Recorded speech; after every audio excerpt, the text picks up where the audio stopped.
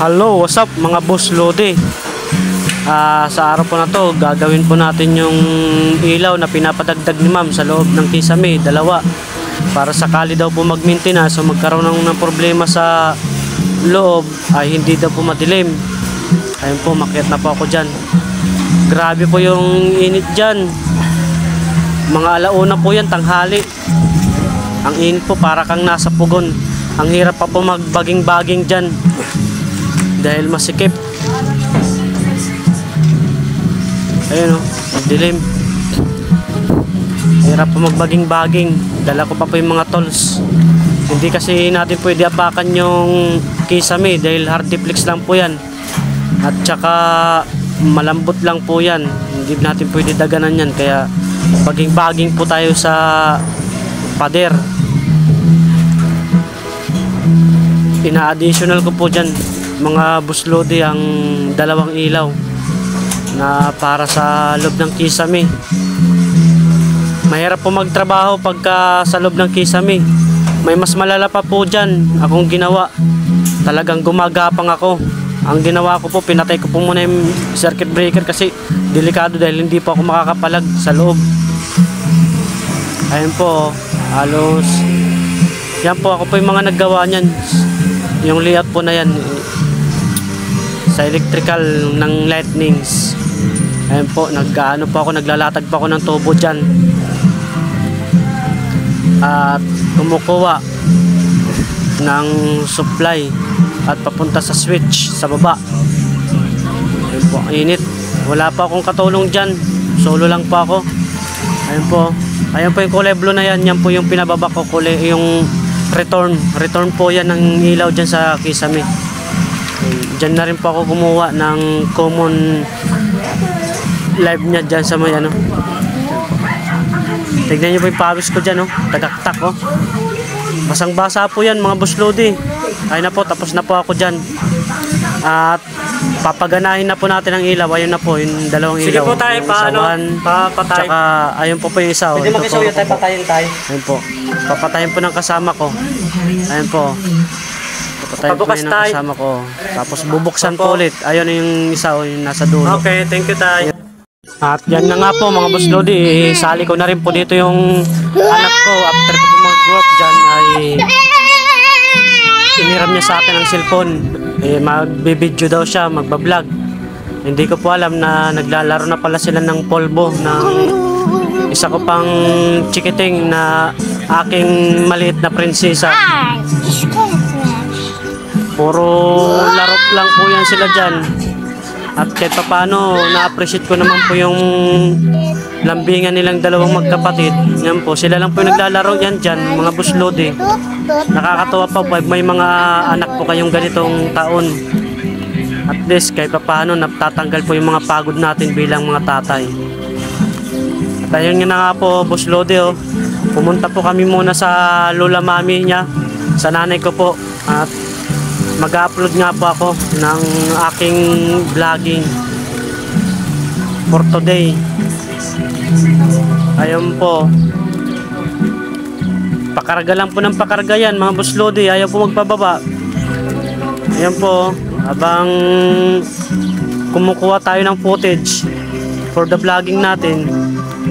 Pero nakakatuwa din boss Lodi, kahit pa paano malapit sa akin yung anak. Ayan po, nagpababa na po siya, sumasayaw-sayaw po niyan. Gusto niyang pumunta sa basa. Pinigilan ko at madumi. Ayan po, naglakad na ho siya, oh.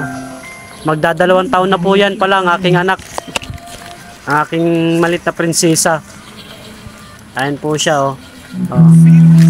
Gustong-gusto niya po niyan, yung binibidyoan ko siya. Oh. Tuwing alis po ako niyan, mga boss Lodi, sumasama po yan sa akin. Lahat na lang ng pag-alis ko, iiyakan niya. Akala niya siguro gagala lang ako. Minsan kahit pupunta akong trabaho, papasok na ako, akala niya pupunta pa rin tindahan. Kung saan-saan gusto niya, Jollibee, magtuturo. Akala niya yung papa niya mapera. Hindi niya alam yung papa niya naghihirap, dumadami na ang puting buhok. Boss, ayun po. nagpa-vlogger ka na rin ha? Oo, 19,000 followers. Malit lang po yan, boss Lodi ang aking anak. ang aking prinsesa, si Dwindina. nakapalo eh. Yan po ay si Jisia. Pinaglalakad ko po siya dyan para kahit paano ma-exercise po yung paa niya at makapag-exercise kasi lagi din po siya sa bahay. Hindi, bira lang po yan sila palabasin. At yan po yung billing ko sa nanay nila. At ayan na nga po mga boss Lodi. Sa video po na to at ako'y magpapaksiw. Pero bago po ang lahat, prinito ko po muna ang isda. Ganyan po ako magpaksiw mga boss Lodi. Mas gusto ko po yung prinipirito muna yung isda bago paksiwin or sabawan. Ganun po yung estilo ko. Yan po yung sarili ko pong version. Nasa inyo po yan no? Kung gagayahin nyo o hindi nyo po gayahin. Pero pawang mga professional lamang po ang gumagawa nito. It's a prank. Joke lang po. At ito nga po mga boss Lodi, pang mabilisan lang po yung banat na yan. Yung isda po na yan, isang piraso lang po yan mga boss Lodi. 53 pesos lang po yan ang bili ko. Aabutin pa po sa amin ng 2 kainan yan, tanghali hanggang gabi. Tanghali po yan pang nanghalian ko po. Abutin po yan hanggang gabi mga boss Lodi kasi hindi naman po kumakain po yung mga anak, yung 2 kong anak na ganyan. Iba po yung pagkain nila. Sabaw-sabaw lang po yan sila. Sabaw po ng paksaw, sabaw. Pagdating po sa mga ganyang isda, medyo pihikan din po sila sa pagkain dyan. Hindi po kagaya natin noon na kung ano po yung nandyan sa mesa, yun po yung kakainin natin. Basta pagkain. Basta pwede pang kainin, kakainin natin. Ang nagbibideo pala yan ay aking asawa, ang aking minamahal na asawa. Po, nilagyan ko po konting toyo. Pang mabilisan lang pong luto yan mga boss Lodi. Hindi ko na kailangan social niya. Kami lang naman po yung kumakain. Yan po. Magic sarap. Konting magic sarap lang po yung nilagay ko dyan. Kung nakita nyo po. Tapos syempre, lalagyan po natin ng tubig yan mga boss Lodi. Yung tubig lang po natin. Medyo konti lang din po. Tapos pinakulang ko lang po yan ng siguro 2 or 3 minutes. 2 to 3 minutes. Dahil luto naman na nga po yung isda eh. Yung lulutuin lang po natin dyan, yung suka. Mga ricado, ayan po, luto na po yan. Luto na po yan mga boss Lodi. At maya maya, medyo iiwanan ko pa po yan. Tapos, painin ko na.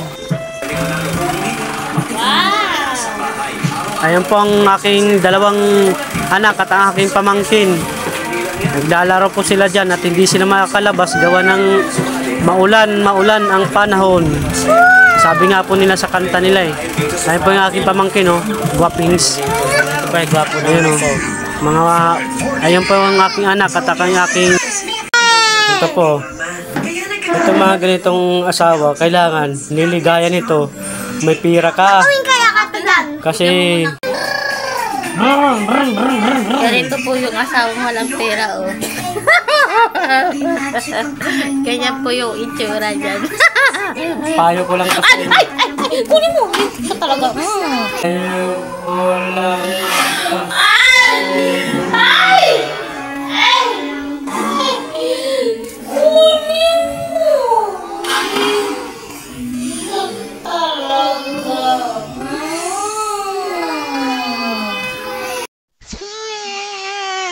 Alam nyo, ayaw mo lang po sa inyo.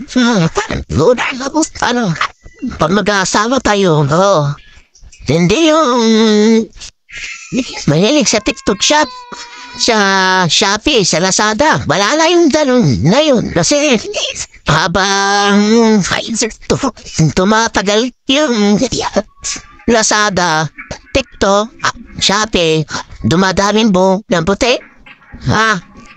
Nalidayain ng asawa. Siyempre, malamang, yun na lang taling mayan ni Manny. Ano pa masasabi mo? Wow, ang pogi mo dyan nakapelter ka pa, pulang-pula yung labi mo, sana all. Masarap mag-asawa. Promise, subukan nyo. Masarap mag-asawa. Hindi kayo magsisisi. Opo. Hindi po kayo magsisisi, opo. Promise. Good. Ano ah? Makapangasawa ka Goods ng na goods. ano, good no. Oh, alam niyo na. Think May before you click. idea na sila. Bago pumirma ng kontrata, wag basta-basta pirma. Alamin niyo, Basta mo na sila. alamin niyo yung kontrata kung tama ba o mali. Ha? Alam niyo na ibig kong sabihin, yung kontrata na yun. Bago kayo pipirma ng kontrata, pag-isipan mo niyo muna ng 10 beses o A few moments later, 2,000 years later, one eternity later. Loto na po ito, mga boss lode. Ito na po, patayin na po natin yung apoy niya. Malinamnam po yan. Pranito at pinaksiw na tulingan. Dinisgrasya. At habang-habang po. Ayan, loto na nga po, mga boss lode. Ano pang inaantay natin? At kain na po tayo. Chibog-chibog. Okay na po yan. Time's up po. Time's up.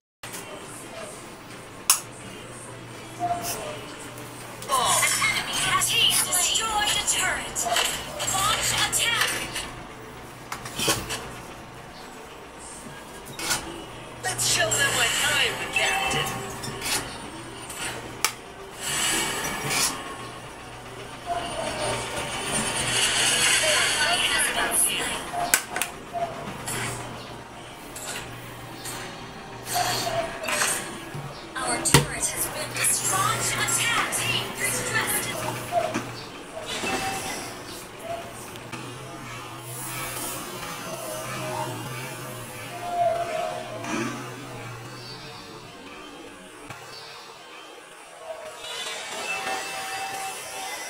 Gunggong! Barinig kita sa mukha eh! Mataba. Mataba. Mataba. Pero mataba.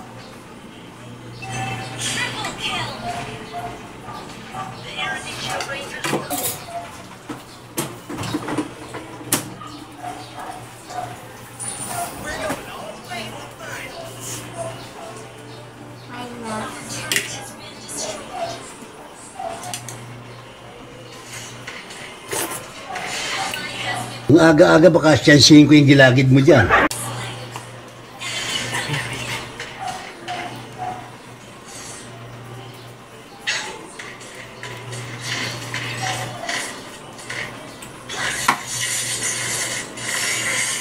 Patay. Diba kasi sa karakter ko eh.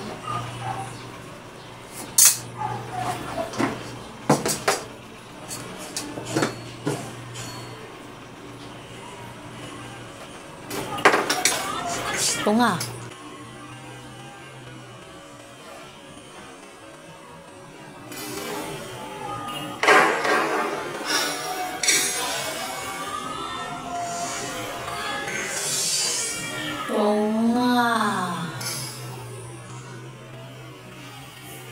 Tanga talaga.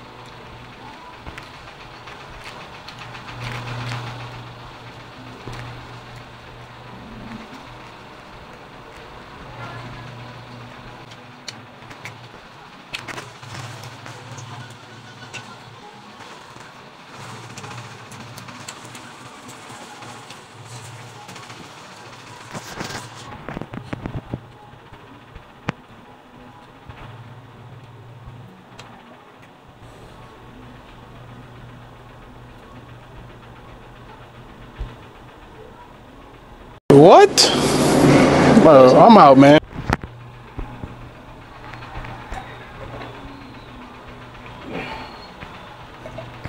Bruh.